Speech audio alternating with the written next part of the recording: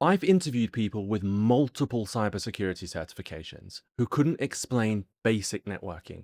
And honestly, this is becoming the new normal. The cybersecurity industry doesn't reward certificates, it rewards understanding, and most people are being trained in a way that actively works against them.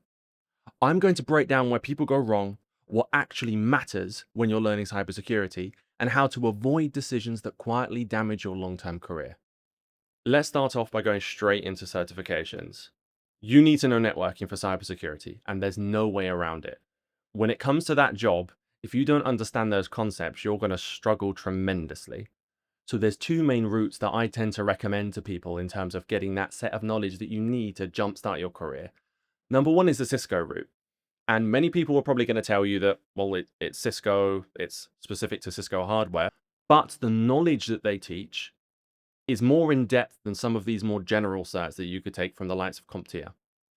So I would recommend getting the CCNA if you can, get the certification purely for the CV, get your foot in the door for interviews, but also because the courses that are out there are actually really, really good. There's one by CBT Nuggets, which I recommend to everybody because it's very engaging and, as I mentioned before, very in depth.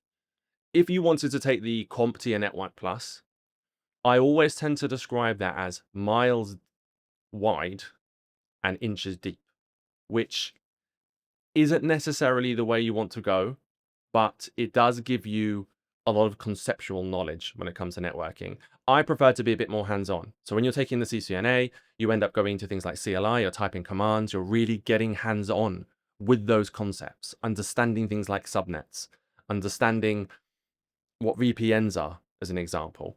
Yes, you learn that in the CompTIA certs, but it's, in my opinion, not as valuable as the Cisco certs. Both of them are valid. So if you decide to go for the Network Plus, go for the Network Plus. The main point is that you get networking knowledge in your belt before you move on. Once you've done that, I would recommend going down a more general route. A lot of people, they're very much like, I want to jump straight into cybersecurity, and you can do that. I'm not saying don't do it. But I found what's very effective is getting knowledge in the general domains of IT. So understanding what everything is and how it works, understanding what Active Directory is, understanding how you deal with day-to-day user IT issues. So you understand Windows OS to the level that you'll need to understand it when it comes to cybersecurity. So taking something like the CompTIA A+ is really useful. Yes, you're not good at getting incredibly hands-on, but you're learning those terminologies. So when you do start your first job and you go into the office, you're going to understand what people are talking about beyond what you've learned in the cybersecurity realm. So get those general certs out of the way.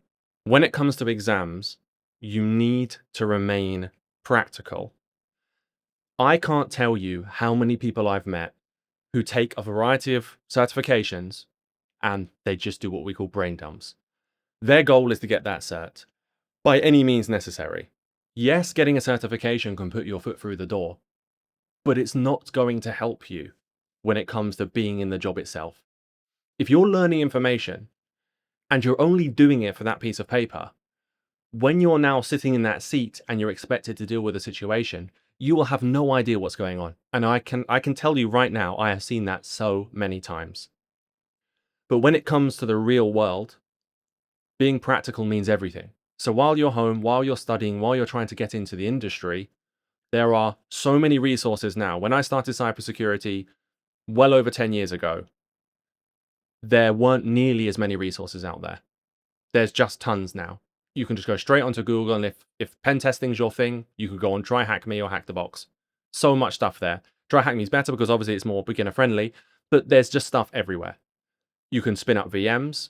You could have your own hardware in your house where you're doing what we call labbing. So you're testing these things and you're learning it firsthand.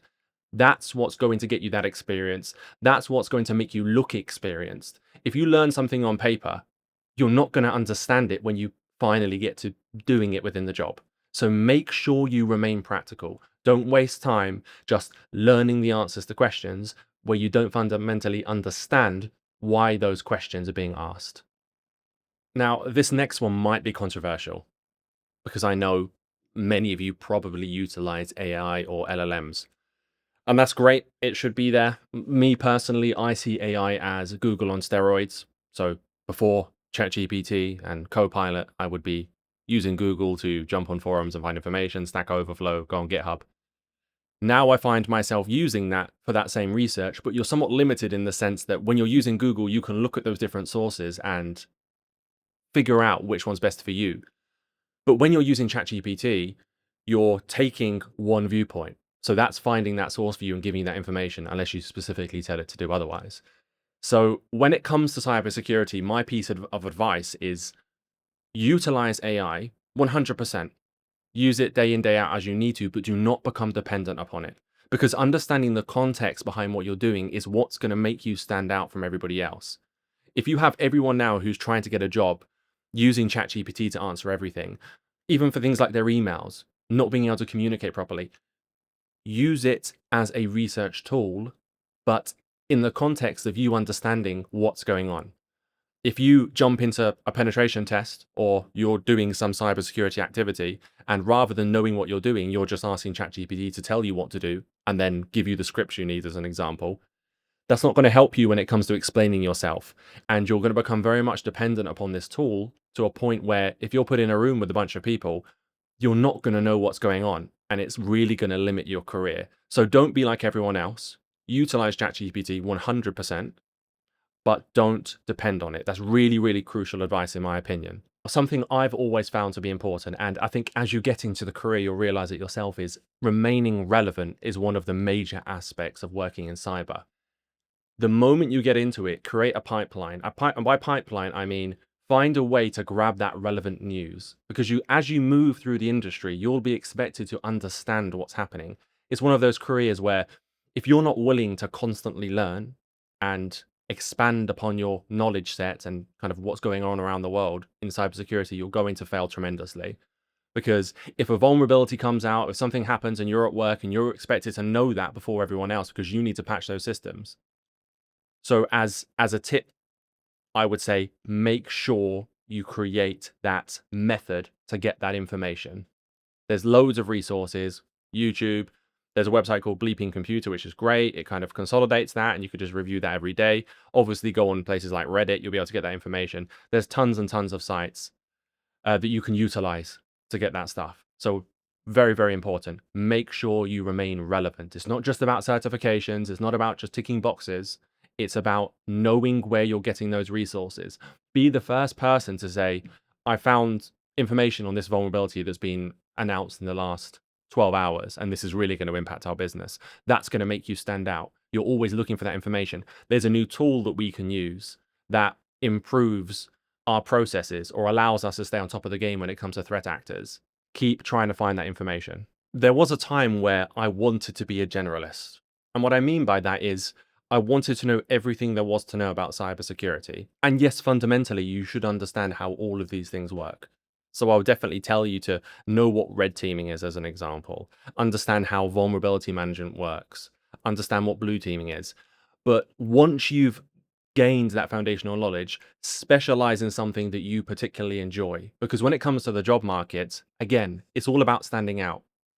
It's great that you understand these things, but for you to say, I'm a step above the rest in penetration testing, I've done this many capture the flags, I've got these certifications, that's what you're going to be wanting to do as you progress. You don't want to stay behind everybody else who's better than you at those particular fields, but have a general understanding. That's not going to help you. So make sure you specialize, make sure you have that goal in mind as you're going through this process.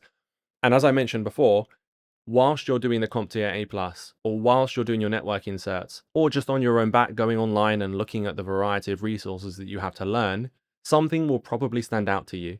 And that's what you're going to utilize to push yourself forward and specialize in that subject. Cybersecurity isn't about collecting badges. It's about understanding how things actually work. If you take one thing from this video, let it be this: slow down, build real fundamentals, and choose a direction early. Don't worry about AI. That bubble will burst eventually. Concentrate on utilizing the good of it and retaining the core knowledge needed to work without it. The people who struggle in this industry usually didn't fail because they weren't smart. They failed because they followed bad advice. Learn properly, stay practical, and specialize. You'll then put yourself years ahead of the crowd. Thanks for watching.